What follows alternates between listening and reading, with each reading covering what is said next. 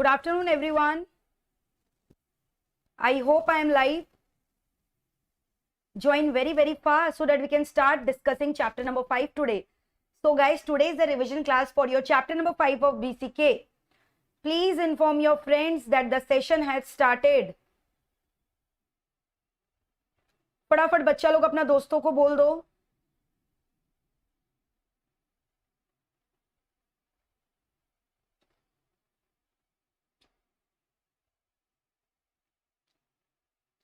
Join very fast.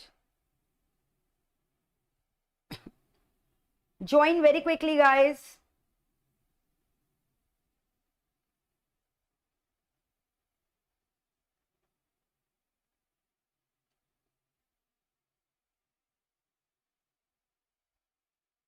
Good afternoon, Preeti, आगम, Shubham. Good afternoon guys.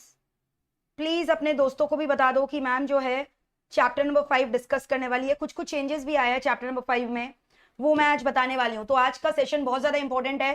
Please inform your friends about it so that they don't miss it at any cost. Inform your friends to join very fast. पढ़ाई लिखाई कैसा चल रहा है बच्चों, बताओ फटाफट चैट बॉक्स में मुझे लिखकर. Good afternoon Amarnath, Titli. Good afternoon Deepshikha, Harsh. Good afternoon. So guys, join very quickly so that we can start with the session, and please tell me whether I am audible or not, my voice is clear or not. और मुझे chat box में लिखकर बताओ आप लोगों का पढ़ाई कैसा चल रहा है. फटाफट बताओ, पढ़ाई कर रहे हो? मतलब इतना लंबा समय तक चलते ही जा रहा है, उत्सव खत्म ही नहीं हो रहा है. लग रहा है रेगुलर बैच ही चालू कर दिया हम लोगों ने. एक चैप्टर का, एक सब्जेक्ट का इतना इन डेप्थ रिवीजन कहाँ होता है भाई, कहीं नहीं होता है. काश हमें भी ऐसा प्रिविलेज मिलता हमारे टाइम. तो मैं आपको बोल रही हूँ, रेगुलर क्लास छोड़ो, अगर एमईपीएल उत्सव ही अच्छे से कर लिया होगा तो भी डिस्टिंक्शन ला सकते हो एग्जाम्स में. हमारा एमईपीएल सी एक्सक्लूसिव चैनल भी है, उसको भी सब्सक्राइब कर देना क्योंकि कुछ क्लासेस वहां पे भी हुआ करेंगे.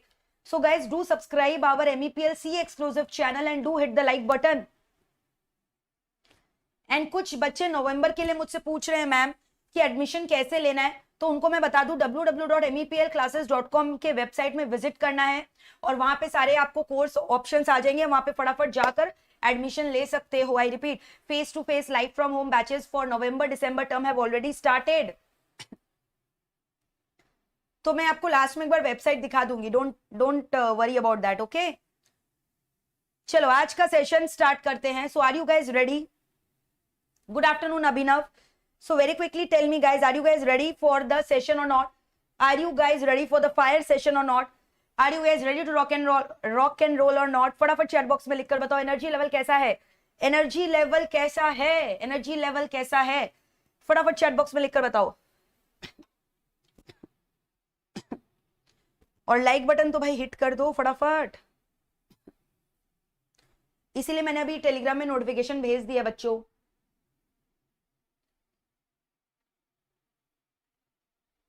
फटाफट लाइक बटन हिट कर दो बच्चा लोग, फटाफट लाइक बटन हिट कर दो.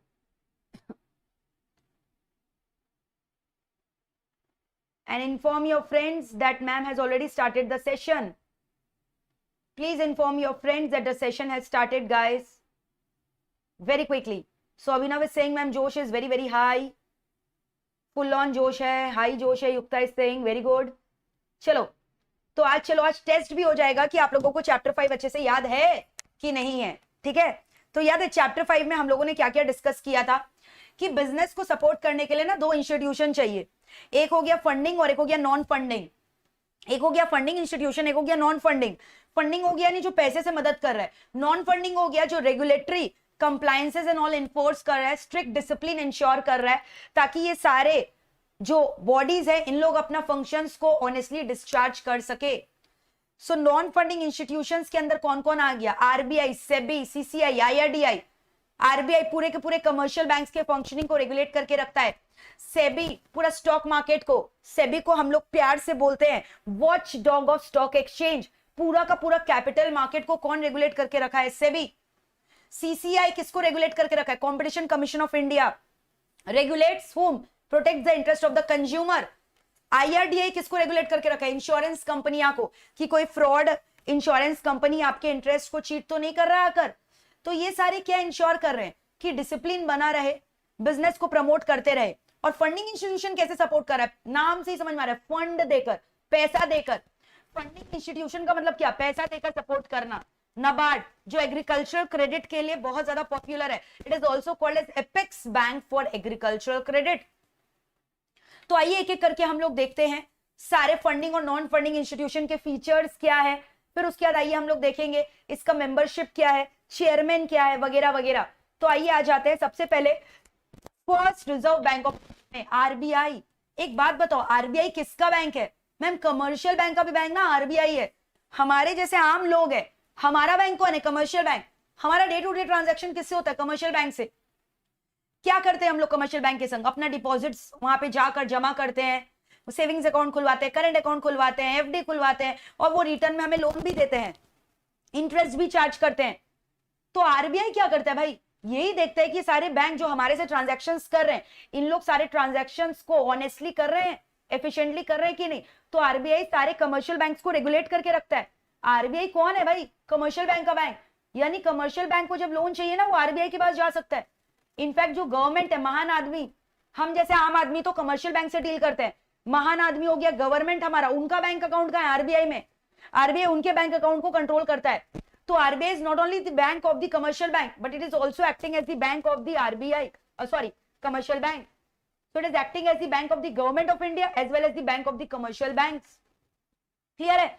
और कमर्शियल बैंक का जब सारा दरवाजा बंद हो जाता है, चैट बॉक्स में मुझे लिखकर बताओ, कमर्शियल बैंक का जब सारा रास्ता बंद हो जाता है, वो किसके सामने जाकर अपना झोली फैलाता है कि भाई पैसा दे दो हमें, हमारे पास फाइनेंशियल क्राइसिस चल रहा है? किसके सामने जाकर झोली फैलाता है? चैट बॉक्स में बताओ, किसके सामने जाकर झोली फैलाता है? Answer is RBI. तो इसलिए आरबीआई का और एक नाम क्या है? Lender of last resort. RBI का और एक नाम क्या है? लेंडर ऑफ लास्ट रिजॉर्ट, यानी आखिरी हेल्प, आखिरी मदद कमर्शियल बैंक का कौन करता है? आरबीआई। ठीक है?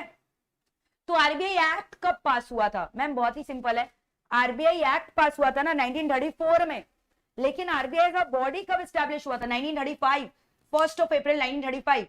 So RBI Act was passed in 34, but RBI as a body was established in the year 1st of April 1935. And RBI got nationalized in which year? 1949. RBI का nationalization कब हुआ? 1949 में। RBI का हेड ऑफिस पहले कहां हुआ करता था? कैलकाटा। फिर अभी कहां पे है? मुंबई में है। कौन इसको देखता है? Central board of director. ठीक है? तो आरबीआई को मॉनिटरी इंस्टीट्यूशन भी बोला जाता है। तो बहुत बार एग्जाम में ये वाला क्वेश्चन आता है कि आरबीआई का हेड ऑफिस पहले कहां था? आप बोलोगे कैलकाटा। आरबीआई का करंट हेड ऑफिस कहां पे? मुंबई। हेड ऑफिस कब शिफ्ट हुआ? 1937 में। आरबीआई एक्ट कब पास हुआ था? 34 में। But RBI as a body कब एस्टैब्लिश हुआ? 1st of April 1935। दोनों में डिफरेंस है। आरबीआई नेशनलाइज कब हुआ? नेशनलाइज मतलब पूरा गवर्नमेंट के हाथ में कब चला गया? 1949 में। ठीक है? तो ये सब चीज में से माइन्यूटली क्वेश्चंस आते हैं, so you have to be very much you have to be very much focused on all these things. Sonia is saying, ma'am, you are the best. Thank you. Next, RBI का functions आइए देख लेते हैं। तो मैंने क्या क्या functions बोला आरबीआई का, देखो ध्यान से। It is acting as a banker to the government, bankers bank, issue of currency note. Note छापने का मशीन किसके पास है? मैम आरबीआई के पास है। और किसके पास है? जो भी नए नए नोट है ना, वो आरबीआई छाप कर देता है। Except coins of smaller denomination. तो कॉइन्स कौन छापता है? Finance minister, government of India. So RBI is acting as an issue of currency note except coins of smaller denomination which is given by ministry of finance. RBI is acting as banker to the government, government का banker है। Banker का bank यानी commercial bank का bank, मैंने बोला already. ठीक है? इसके अलावा credit control is the most important function of RBI. तो मैम क्रेडिट क्रिएशन कौन करता है? Credit creation is done by commercial bank, but credit control is done by RBI. RBI is also acting as a custodian of foreign exchange reserves. इसके अलावा promotional functions भी हैं RBI के बहुत सारे। Custodian of foreign exchange reserve, जितना भी foreign earnings है ना, वो सबका सब आरबीआई के पास जमा होता है। If you are engage in export business, आप डॉलर कमा रहे हो, येन कमा रहे हो, ऑस्ट्रेलियन डॉलर कमा रहे हो, तो आप ये क्या करोगे? अपने घर पे रख लोगे क्या तिजोरी के अंदर? नहीं, जेल हो जाएगा। आपको सरेंडर करना पड़ेगा आरबीआई को। आरबीआई रिटर्न में इंडियन रुपी देगा। तो पूरा का पूरा फॉरेन करेंसी का रिजर्व्स किसके पास है? आरबीआई के पास। और क्रेडिट कंट्रोल आपको पता है खुद में एक बड़ा प्रोसेस है जो भी हम लोग डिस्कस करेंगे। दो मेथड्स होता है क्रेडिट कंट्रोल का, क्या क्या? चैट बॉक्स में लिखकर बताओ, what are the two methods of credit control? Qualitative and quantitative. Qualitative and quantitative. Quantitative का और एक नाम क्या है? General method. क्वालिटेटिव का और एक नाम क्या है? Selective method. क्वांटिटेटिव का एग्जांपल क्या है? Bank rate, open market operation, CRR, SLR, repo rate, reverse repo rate. Qualitative में हमने डिस्कस किया था consumer credit regulation, fixation of margin requirement वगैरह वगैरह, moral suasion, issue of directive, याद है ना ये सब? देखो अब नेक्स्ट क्रेडिट कंट्रोल, अभी जस्ट मैंने बोला क्वांटिटेटिव और क्वालिटेटिव, ठीक है? क्वांटिटेटिव और क्वालिटेटिव। क्वांटिटेटिव में क्या क्या बोला? Bank rate, open market operation, CRR, SLR, repo rate, reverse repo rate. Qualitative में क्या बोला? Moral suasion, consumer credit regulation, credit rationing, fixation of margin requirement. Exam में ना बहुत बार सवाल आता है क्वांटिटेटिव मेथड्स को और एक नाम क्या है? क्या बोलोगे? General methods. क्वालिटेटिव को और एक नाम क्या है? क्या बोलोगे? Selective methods of credit control. So quantitative और qualitative methods of credit control, ठीक है? कौन करता है ये सब? आरबीआई। तो क्रेडिट कंट्रोल तो आरबीआई करता है, लेकिन क्रेडिट क्रिएशन कौन करता है? Commercial bank. आइए अब डिस्कस करेंगे मॉनेटरी पॉलिसी के बारे में। Bank rate, CRR, SLR, open market operation, repo rate, reverse repo rate. Bank rate क्या होता है? It is the rate at which RBI gives loan to commercial bank, या बोल लो it is the rate at which RBI rediscounts the bills of exchange of commercial bank, ठीक है? उसको हम लोग बोलते हैं बैंक रेट। ये आप साधारण भाषा में समझो तो हम लोग जिस रेट पे बैंक से लोन लेते हैं ना उसको बोलते हैं बैंक रेट। तो आप खुद सोचो ना, अगर इन्फ्लेशन चल रहा है यानी महंगाई का दुनिया, सबके हाथ में बहुत रुपया है, तो उस समय आरबीआई क्या चाह रहा है कि लोगों के हाथ में रुपया कम बचे, लोग कम लोन ले। तो कम लोन लेने के लिए वो क्या करता है? बोलता है बैंक रेट बढ़ा दो। कमर्शियल बैंक को इंस्ट्रक्शन देगा, भाई तुम बैंक रेट बढ़ा। क्यों बैंक रेट बढ़ा?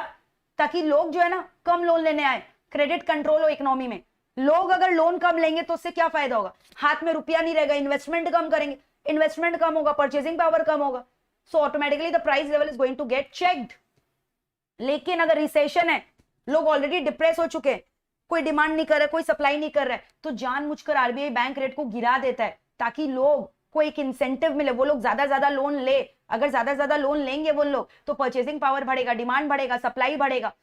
तो अगर इन्फ्लेशन या रिसेशन हो, दोनों के सिचुएशन को कंट्रोल करने के लिए या तो बैंक रेट बढ़ा दिया जाता है या घटा दिया जाता है। बैंक रेट इन्फ्लेशन में बढ़ाते हैं, रिसेशन में गिराते हैं। सो that is all about bank rate. What about CRR and SLR? CRR का फुल फॉर्म क्या है? Cash reserve ratio. SLR statutory liquidity ratio. CRR क्या होता है? Portion of the primary deposit, जो कि कौन रखता है? जो कि कमर्शियल बैंक को आरबीआई के पास रखवाना पड़ता है, उसको बोलते हैं सीआरआर।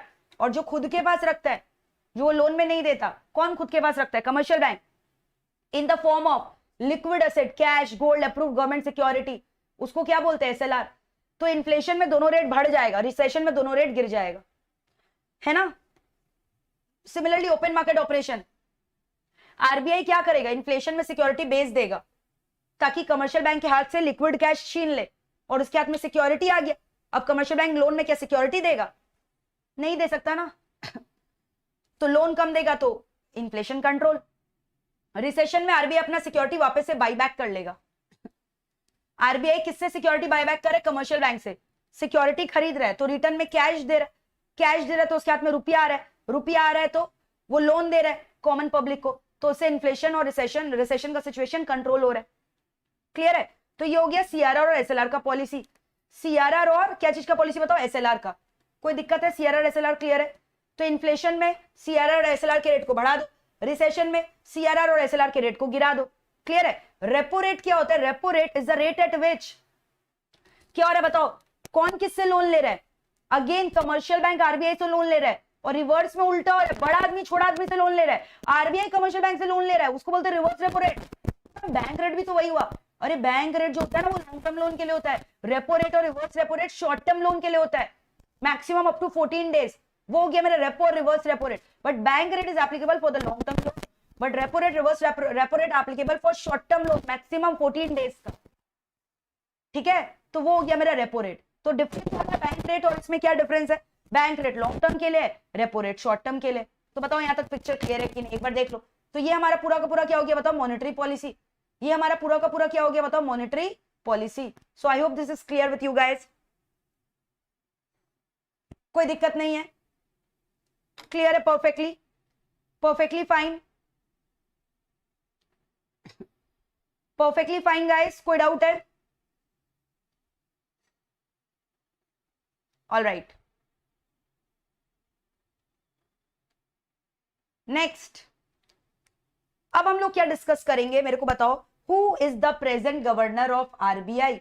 आरबीआई का प्रेजेंट गवर्नर कौन है? ठीक है, तो एक बात बताओ, प्रेजेंट गवर्नर कौन है आरबीआई का? आपको पता होना चाहिए. Who is the governor of RBI?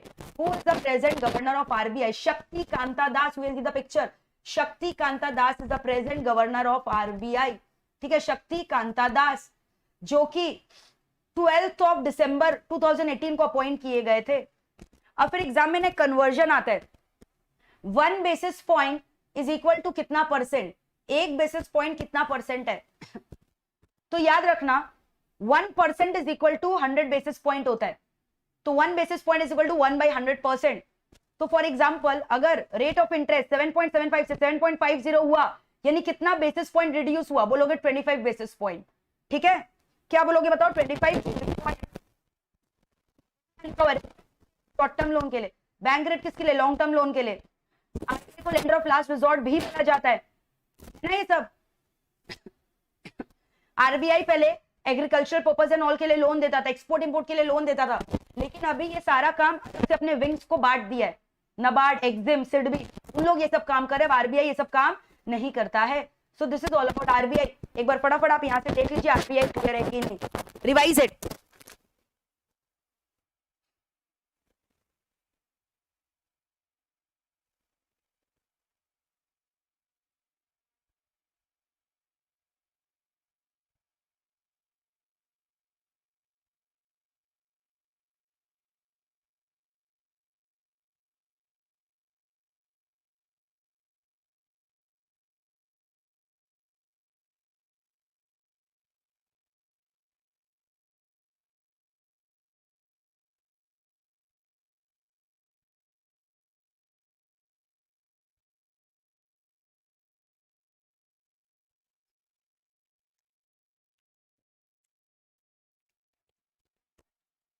Clear है? कोई डाउट है यहां तक? बताओ, चैट बॉक्स में लिखकर बताओ कोई डाउट है तो. Very quickly please inform me on the chat box whether you are facing any doubt और एवरीथिंग इज क्लियर. क्लियर है? कोई डाउट नहीं है? आगे चल सकते हैं अब हम लोग. पूरा पिक्चर क्लियर है? Everything is clear? Okay, everything is clear. आ जाओ. अब हम लोग पता है क्या डिस्कस करने वाले हैं नेक्स्ट? सेबी के बारे में. सेबी कौन है? पूरा का पूरा मनी मार्केट को रेगुलेट करके रखता है. It is the watch dog of the stock market. हाँ, सेबी 3 जन का इंटरेस्ट को देखता है. बताओगे मुझे कौन कौन? एक कंपनी जो सिक्योरिटी इशू करता है, एक इन्वेस्टर जो सिक्योरिटी खरीदता है, और एक जो बीच का ट्रांजैक्शंस करवाता है जिसको हम लोग ब्रोकर्स बोलते हैं. सो सेबी, जिसका फुल फॉर्म है securities exchange board of India, is basically looking after the interest of the 3 people. Who are those 3 people? अभी जस्ट नाउ मैंने आपको बोला वो 3 आदमी कौन है, 3 व्यक्ति कौन है? बताओ वो 3 व्यक्ति कौन है? एक हो गया कंपनी, एक हो गया खुद जो सिक्योरिटी खरीद रहा है, और एक कौन हो गया मुझे बताओ? ब्रोकर. ब्रोकर कौन होता है? जो ट्रांजैक्शन करवाने में हेल्प करता है. अब सेबी से रिलेटेड एक अमेंडमेंट आया है. हम लोगों ने याद है सेबी का चेयरमैन अजय त्यागी पड़ा था, बट अभी ऑफ लेट February 28, 2022 में a new chairman of SEBI has been appointed. Ajay Tyagi का रिटायरमेंट हो चुका है. माधवी पुरी बच. ठीक है, याद रहेगा, माधवी पुरी बुच बोलो या Bach, whatever, she is a lady. She has been appointed as a new chairman of SEBI. इसके पहले वो सेबी में ही काम करती थी as a whole time member. उनको भी चेयरमैन बना दिया गया है. याद रहेगा, Madhavi, MADHABI, Madhavi Puri, PURI BACH, बच. याद रहेगा, Madhabi Puri Buch. She has been appointed as a new chairman of SEBI. Clear है? तो हम लोगों ने अजय त्यागी पढ़ा था तब जब अमेंडमेंट नहीं आया था, बट अभी अमेंडमेंट आ गया ना, नया चेयरमैन आ गया, तो आपको नाम पता होना चाहिए. मान लो एग्जाम में आ गया तो you are fully prepared with that. Clear है? ऑल्दो आपके मैट में नहीं दिया है. मैट में कैसे देगा? मैट तो पुराने एडिशन दे रखा है, ये तो नया चीज आया है. ठीक है.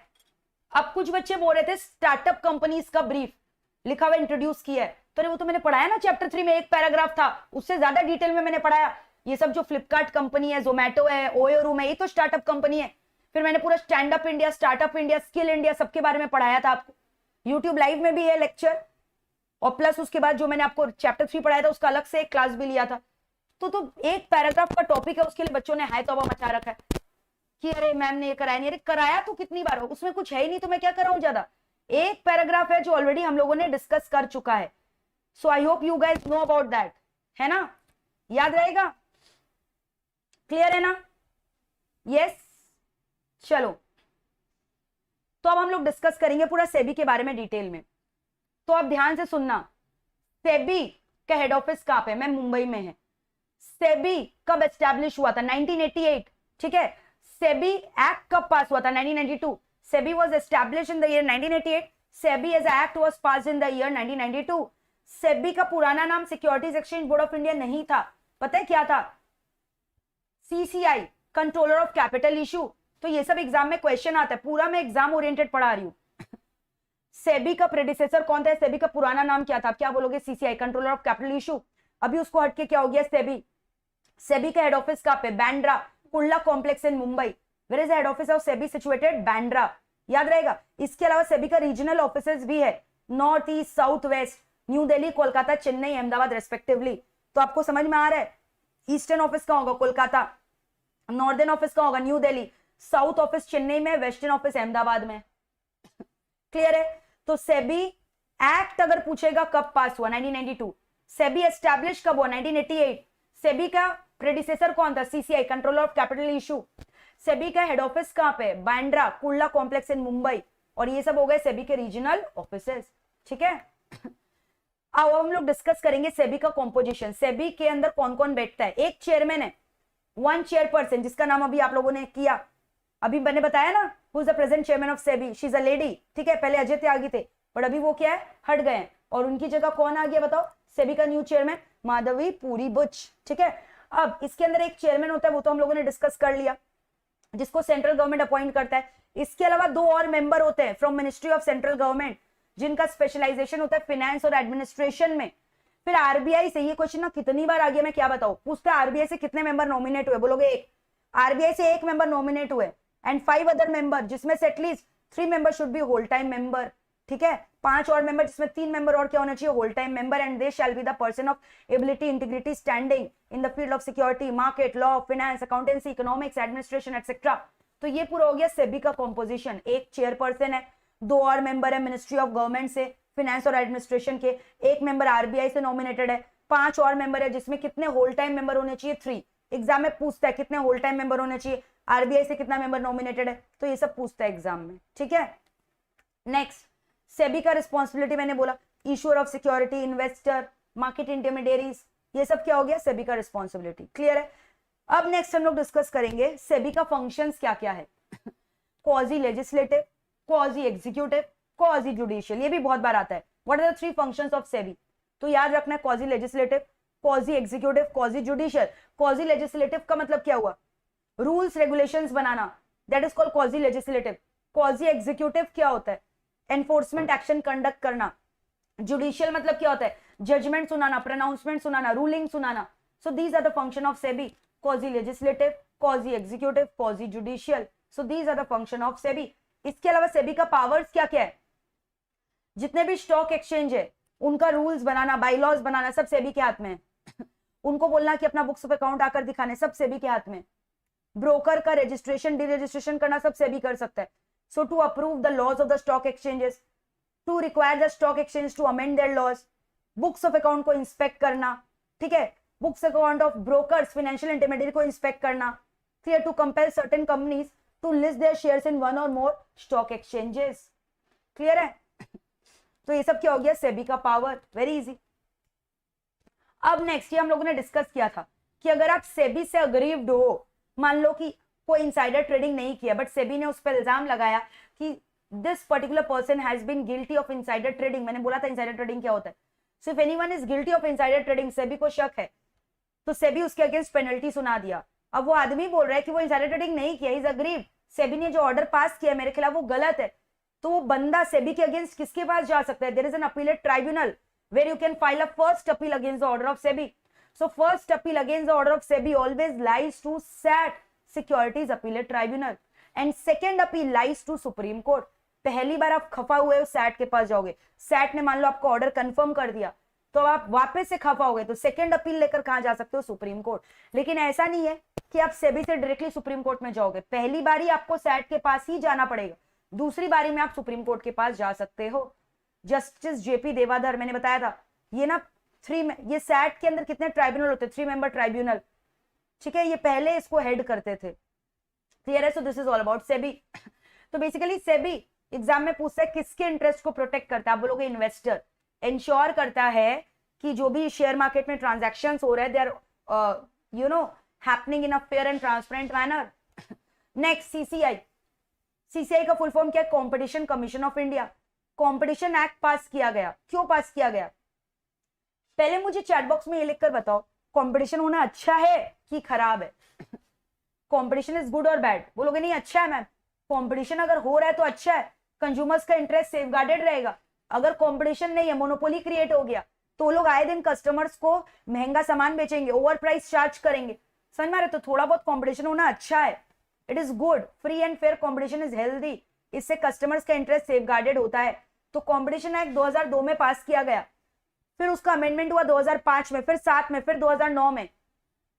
कंपटीशन तो एक्ट का नाम है, लेकिन कंपटीशन एक्ट के अंदर उसको रेगुलेट कौन करता है, सीसीआई।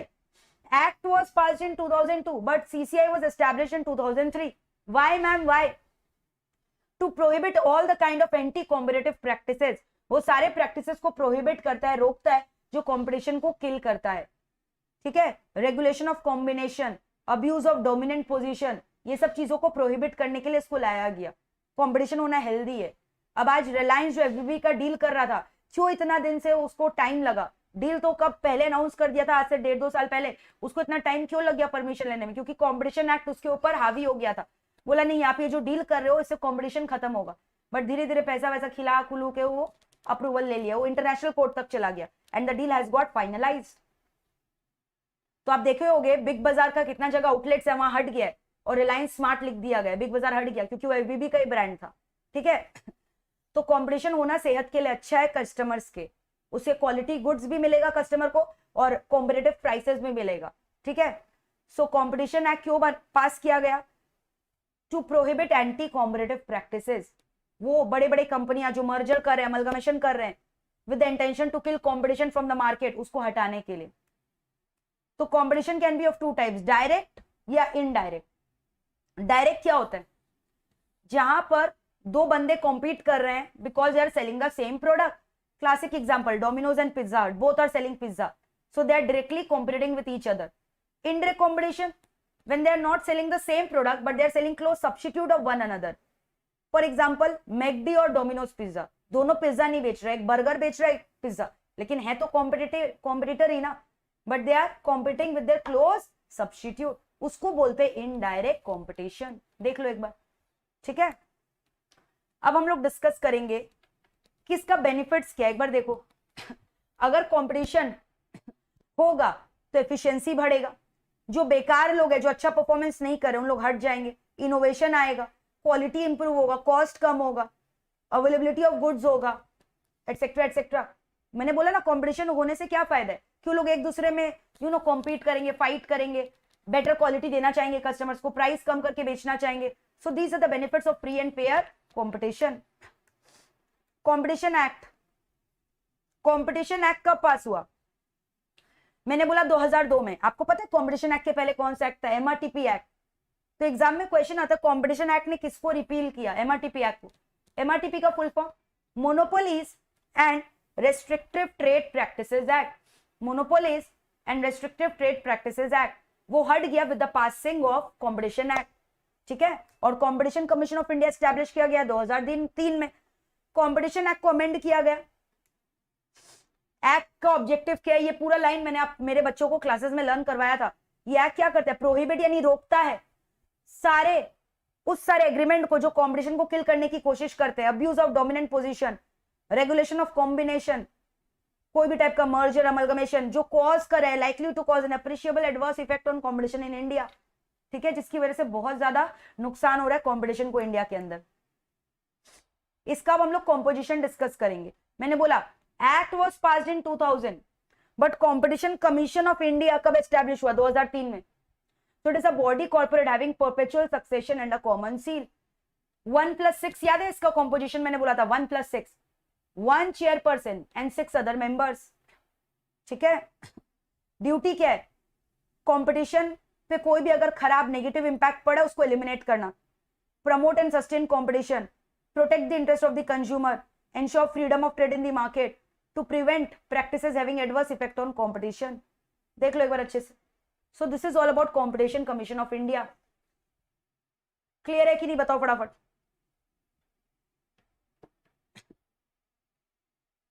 रिवाइज करो एक बार अच्छे से. कोई डाउट है तो पूछोगे. मजा आ रहा है? इनडायरेक्ट हुआ अभिनव. Indirect competition. वॉइस एकदम ठीक है. यहां से आप लोग अपना कनेक्शन चेक कर लो भाई. रिवाइज कर लो. So once you are done, just tell me.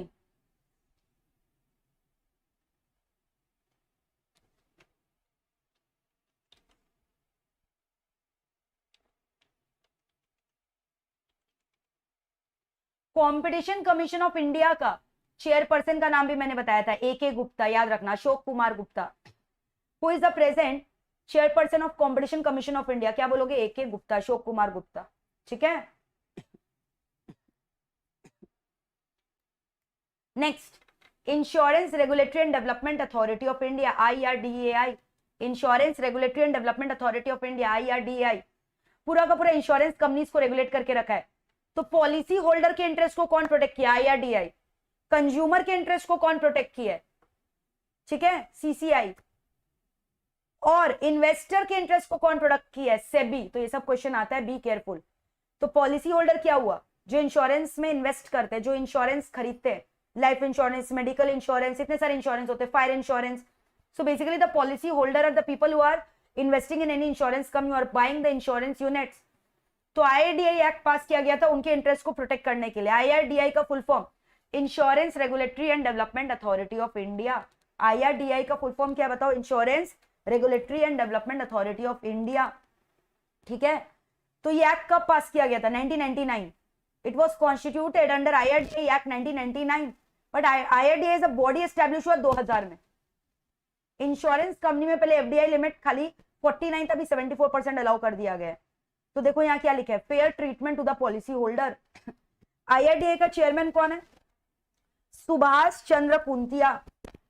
ये एग्जाम में नेक्स्ट क्वेश्चन क्या आता है? IRDAI का सारा पावर्स किस सेक्शन में कवर्ड है? सेक्शन 14.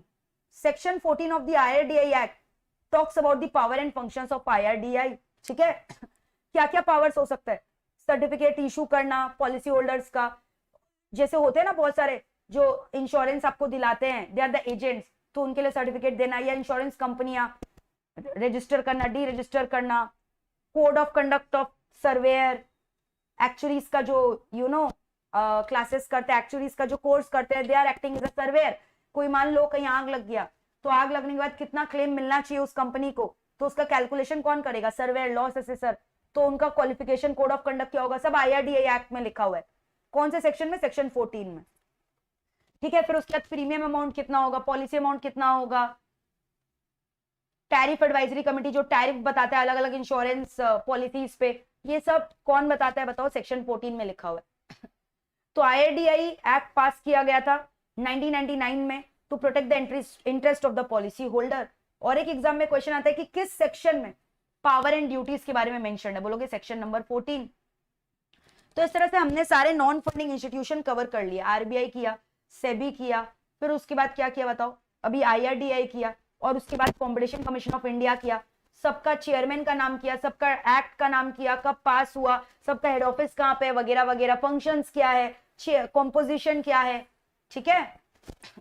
अब हम लोग आइए बात करेंगे फंडिंग इंस्टीट्यूशन के बारे में. तो आपको पता है NABARD का फुल फॉर्म, चैट बॉक्स में लिखकर बताओ what is the full form for NABARD?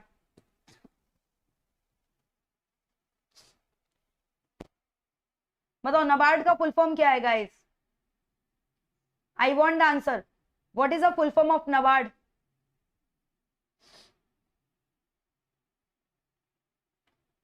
फटाफट बताओ NABARD का फुल फॉर्म क्या है?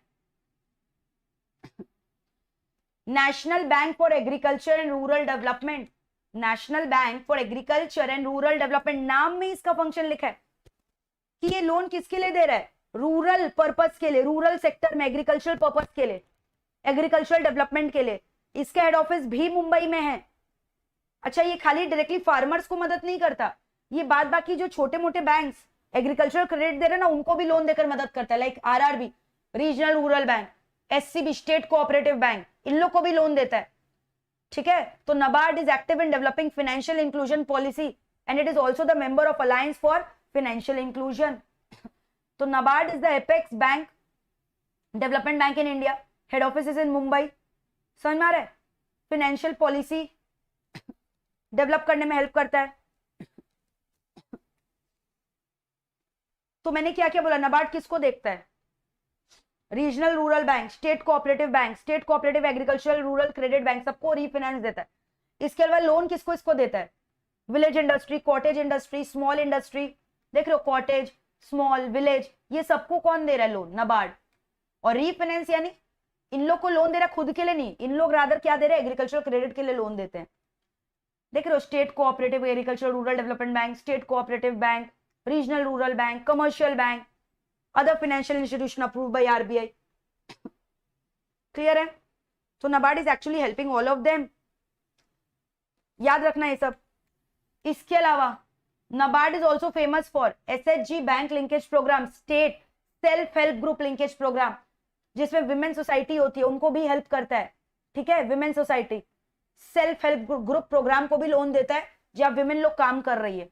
माइक्रो फाइनेंस यानी वही small scale agricultural rural purpose के लिए लोन देना, ये सब क्या चीज का फंक्शन है बताओ, NABARD का। इसके अलावा natural resource management, tribal development, farm innovation, talent management, सब में NABARD बहुत ज्यादा हेल्प करता है। ठीक है, एग्जाम में क्वेश्चन आता है ट्राइबल डेवलपमेंट में कौन हेल्प करता है, NABARD। नेचुरल रिसोर्स में कौन हेल्प करता है, NABARD। ठीक है, सेल्फ हेल्प ग्रुप में कौन हेल्प करता है, किसको लोन देता है, NABARD। माइक्रो फाइनेंस यानी छोटे छोटे स्मॉल लोन्स देना गरीब लोग को, कौन हेल्प करता है, NABARD। तो ये सब NABARD का क्या बताओ फंक्शंस है। अब एक बात बताओ, डेवलपमेंटल बैंक भी तो एक टाइप का लोन दे रहा है और कमर्शियल बैंक भी लोन देता है, तो दोनों में डिफरेंस क्या है।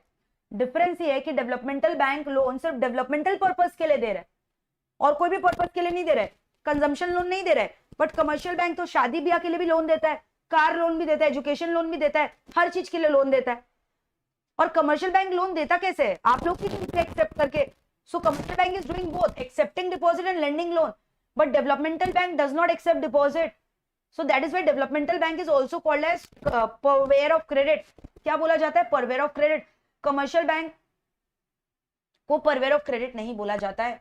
तो फिर डेवलपमेंटल बैंक लोन देता कैसे, जब वो पैसा लेता ही नहीं आपसे, तो लोन किससे देता है, गवर्नमेंट एजेंसी से अपना पैसा विड्रॉ करता है। So they are drawing the resources from government and other promoting NGOs and agencies, so therefore they are also referred to as credit purveyor. तो एग्जाम में बहुत बार क्वेश्चन आता है, क्रेडिट परवेयर किसको बोला जाता है, डेवलपमेंटल बैंक को। ठीक है, they do not accept public deposit, rather they accept deposit from government and other agencies. Commercial bank accept deposit savings from public. देख लो क्लियर है कि नहीं। So this is the difference between developmental bank and commercial bank.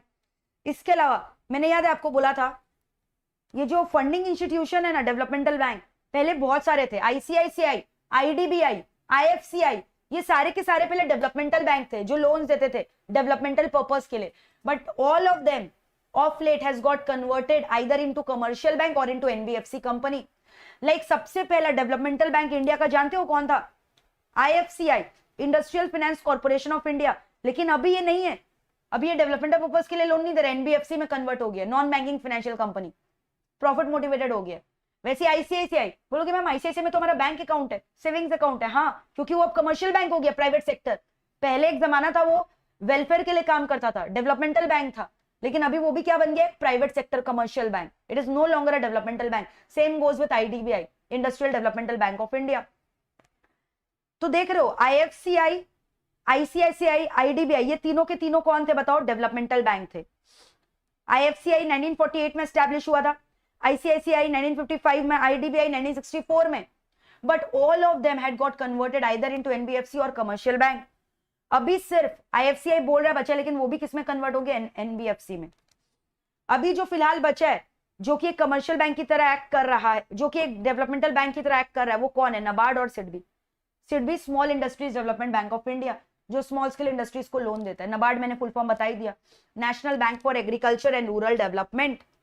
Clear है? तो exam में आएगा IFCI क्या डेवलपमेंटल बैंक है? नहीं. ICICI नहीं. IDBI नहीं. ये लोग सब कन्वर्ट हो गए कमर्शियल बैंक में या NBFC में. IFCI कन्वर्ट हो गया किसमें? डेवलपमेंटल बैंक में. ICI और IFCI कन्वर्ट हो गया किसमें बताओ? NBFC में.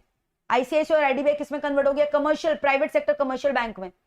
तो अभी खाली कौन डेवलपमेंटल बैंक बचा है जो हमारे सिलेबस में है? नाबार्ड हमने डिस्कस किया, और सिडबी जो स्मॉल स्केल इंडस्ट्रीज वगैरह को लोन देता है. क्लियर है? फिर इसके बाद ये सब का definition first page of your mat में दिया हुआ है, इंस्टीट्यूट के मैट में. फ्रेट फॉरवर्डर कौन होता है? फ्रेट फॉरवर्डर कौन हो गया? बेसिकली जो गुड्स को हेल्प करे ट्रांसफर करने में, logistics, either from manufacturer to producer और from producer to customer, help कर रहा है. रोडवेज, शिपवेज, रेलवेज, कैसे भी. Company who is actually arranging for the shipment of the goods, है ना, एक जगह से दूसरी जगह गुड्स के ट्रांसफर करने में मदद कर रहा है, उसको हम लोग क्या बोलते हैं? Freight forwarder. इंक्यूबेटर कौन होता है? जैसे अभी इतना सारा स्टार्टअप कंपनीज देखे थे जो नए नए एंटरप्रेन्योर्स को सपोर्ट कर रहा है, या तो बोल रहा है कि हम लोग आपको ना फिनेंस देकर हेल्प करेंगे, इक्विटी में इन्वेस्ट करेंगे, या टेक्नोलॉजी देंगे, या आपको कुछ मैन पावर देंगे, या कुछ गाइडलाइंस देंगे, एक्सपर्टाइज देंगे अपना. तो ये सब इंक्यूबेटर हो गए जो यंग एंटरप्रेन्योर स्टार्टअप्स को सपोर्ट कर रहे हैं. वैसे कंसल्टेंट कौन होता है? जो कंसल्टेंसी सर्विसेज देता है, फॉरेन डेट ले, इक्विटी ले, short term long term loan किसमें इन्वेस्ट करे. मर्चेंडाइजर जो कपड़ा का धंधा करता है, आपको पता है, होलसेलर, रिटेलर, ठीक है, फैब्रिक्स एंड ऑल में डील करता है, that is called as merchandiser. तो बताओ क्लियर है कि नहीं? Freight forwarder, business incubator, financial consultant, merchandiser, all these are called as point of contact. Clear or not? देख लो एक बार अच्छे से, कोई डाउट है तो पूछो. Clear?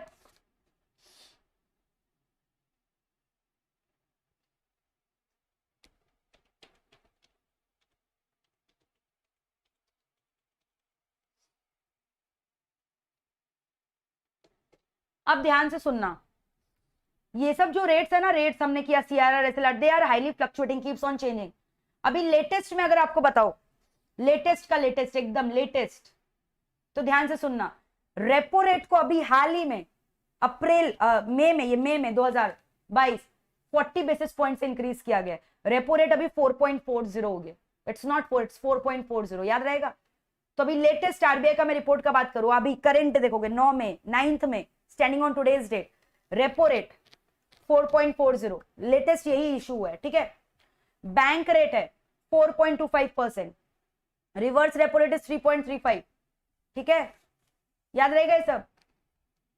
And CRR and SLR rate, CRR और SLR कितना है? CRR है 4.50, 50% से 0.50 से बढ़ गया, और SLR 18%. तो CRR 4 की जगह 4.5 है, SLR 18 है, रेपो मैंने बोला 4.40, रिवर्स 3.35, बैंक रेट भाई 4.25. ठीक है, तो ये सब याद रहेगा आपको. ये सब रेट्स कभी पूछता नहीं है, बट फिर भी हमें पता होना चाहिए, जनरल नॉलेज है. ठीक है, so with this your chapter number 5 का पूरा डिस्कशन मैंने आपको कंप्लीट करवा दिया. तो बताओ कैसा लगा? सारा का सारा टॉपिक्स रिवाइज हुआ कि नहीं हुआ? बताओ. Each and every concept we have done. एक दो क्वेश्चन पूछ रही हूँ, आंसर देना. पॉलिसी होल्डर का इंटरेस्ट को कौन प्रोटेक्ट करता है? IRDI, insurance regulatory development authority of India. Investor का इंटरेस्ट को कौन प्रोटेक्ट करता है? SEBI, securities exchange board of India. Customers का इंटरेस्ट को कौन प्रोटेक्ट करके रखता है? Competition commission of India, CCI. Commercial banks, हमारे जैसे डिपॉजिटर्स का इंटरेस्ट को कौन प्रोटेक्ट करके रखता है? RBI, reserve bank of India. Stock exchange का वॉचडॉग कौन है? सेबी. कैपिटल मार्केट को कौन रेगुलेट किया? सेबी. मनी मार्केट को कौन रेगुलेट किया? RBI. तो ये सब याद रखना, मनी मार्केट यानी कमर्शियल बैंक्स का बात हो रहा है, RBI उसको रेगुलेट करके रखा है. और कैपिटल मार्केट जहां शेयर्स एंड ऑल होता है, शेयर डिवेंचर ये सब का ट्रांजैक्शन होता है, डील होता है, उसको कौन रेगुलेट करके रखा है? SEBI, securities exchange board of India. SEBI, RBI, NABARD, ये सभी का हेड ऑफिस कहां पे? Mumbai. Central head office is in Mumbai. RBI का पहले हेड ऑफिस कलकत्ता में था, 1937 में शिफ्ट हुआ. बहुत बार एग्जाम में आता है आरबीआई कब नेशनलाइज हुआ, प्राइवेटाइज हुआ, आप बोलोगे 1949। सीसीआई का कॉम्पोजिशन 1+6। तो बताओ ये सब क्लियर है कि नहीं दोस्तों, ये सब क्लियर है? तो दैट्स इट। अगर आज का सेशन अच्छा लगा तो पक्का से कमेंट में कमेंट करके बताना कैसा लगा, कि ये सबसे कॉन्फिडेंस बूस्ट अप हो रहा है कि नहीं। खाली इतना ही मुझे बताना कि हमें कॉन्फिडेंस आ रहा है कि नहीं मैम, ये जो डेली हम लोग 1-1 घंटा का सेशन ले रहे हैं इससे कॉन्फिडेंस बूस्ट अप हो रहा है कि नहीं, पक्का से चैट बॉक्स में मुझे आप बताओगे, ठीक है? तो आज का सेशन यहीं तक रखते हैं, but before that as I have promised you कि मैं आपको एक बार MEPL का वेबसाइट भी दिखा दूं। कुछ बच्चे ये सोच रहे हैं कि हम तो भाई नवंबर के हैं तो एडमिशन कैसे लेना चाहिए, तो www.MEPL क्लासेस में आप वेबसाइट पे विजिट करोगे, ये रहा, कोर्सेज में आप जाओगे, CA फाउंडेशन में आप क्लिक किए तो यहाँ पे आपको ऑप्शन दिखाएगा कैटेगरी विथ मैथ्स में गए तो यहाँ पे आपको फीस वगैरह सब दिखाएगा, फटाफट एडमिशन ले लो, 50% से भी ज्यादा डिस्काउंट दिखाई दे रहा है। एनरोल इन कोर्स, ये फाइनल फीस नहीं है, प्रोमो कोड भी आप अप्लाई करते हो तो 10-12% और एक्स्ट्रा मिल जाता है। So apply our latest promo code which is going on at the time of checkout and get yourself enrolled at the earliest. And जिन बच्चों का एग्जाम्स अभी मई में ड्यू है, जून में ड्यू है, please guys bug up yourself and study very very hard. इतना ज्यादा अगर मेहनत आपको दिखाई दे रहा है हम लोग कर रहे हैं तो आपको तो बस हमारे संग बैठना है और सेल्फ स्टडी करना है। तो जुनून शुड बी वेरी हाई, ठीक है? पढ़ते रहो पढ़ते रहो पढ़ते रहो, एकदम जबरदस्त परफॉर्मेंस देकर आना है। और आज का सेशन कैसा लगा, मोटिवेट हुए कि नहीं, कॉन्फिडेंस आया कि नहीं, बस इतना जवाब मुझे चैट बॉक्स में लिखकर जरूर देना। नहीं दोगे मतलब यू आर नॉट मोटिवेटेड, ठीक है? चलो bye, take care, lots of love, and if you guys have enjoyed Divya's ma'am class, do comment on the comment section and see you tomorrow at the, not at the same time, but see you tomorrow at 11